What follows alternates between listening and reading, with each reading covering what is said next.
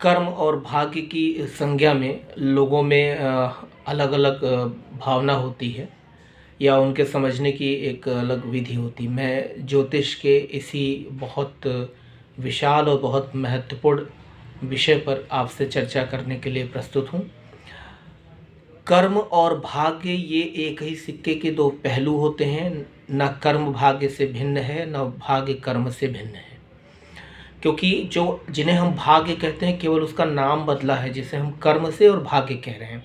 हमारे पूर्व में किए गए कर्म ही हमारे भाग्य बन जाते हैं। यानी कहीं ना कहीं जो आपका भाग्य है वर्तमान में, वो आपके पूर्व जन्म के पूर्व समय के किए गए कर्मों का प्रतिफल है।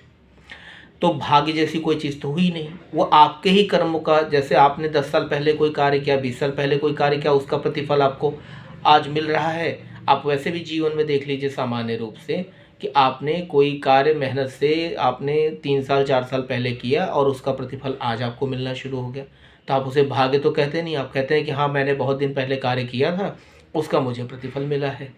तो ठीक उसी प्रकार जो आपका वर्तमान जीवन है, जो आपको, ये आपका ही कर्म है, जो आज प्रतिफल है, जिसका जो आज फलित है, और हम उसे भाग्य कह करके ये कह देते हैं कि ये तो भाग्य में हमारे ऐसा ही है।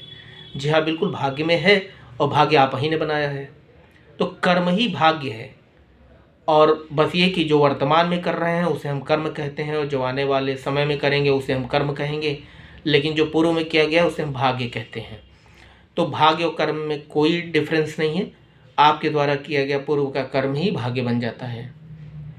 यह सिर्फ और सिर्फ नाम बदला है। सिर्फ एक ही सिक्के के दो पहलू हैं, नाम बदला है कि कर्म और भाग्य। दरअसल भाग्य होता ही नहीं है, दोनों ही कर्म हैं। पूर्व के कर्मों को हम भाग्य कह के कहते हैं, पूर्व के किए गए कर्मों को हम भाग्य कहा करते हैं।